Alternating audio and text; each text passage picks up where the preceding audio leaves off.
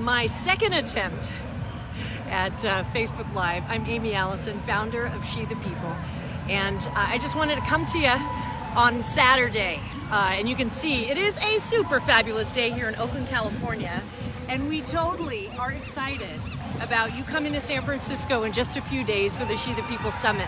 I thought I would just tell you that our lineup of speakers is super phenomenal. I'm very excited to hear from Dolores Huerta and Congresswoman Pramila Jayapal, who's coming from Seattle and a leader in the immigrant rights movement, and Deb Haaland, who's going to be the first Native woman in Congress from New Mexico.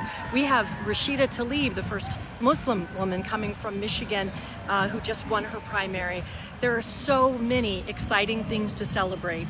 The most hopeful thing, I mean, despite all the terrible news that we're hearing about the Kavanaugh hearings, about Russia interference, about Trump's attacks on our communities on a daily basis, that is that women of color, we are the most progressive voters at the polls. We have a politic that is full of love and justice. We are creating a multiracial movement.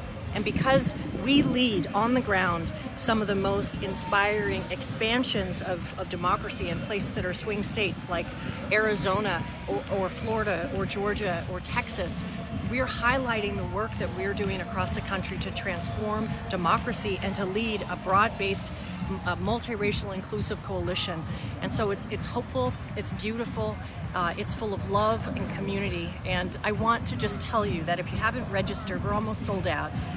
But this is a very exciting opportunity for us to get together. You know, the term women of color started in 1977, over 40 years ago, as a group of women who are coming together and saying, here's our agenda. And it's different than what's been, considered the women's movement, which was very narrow.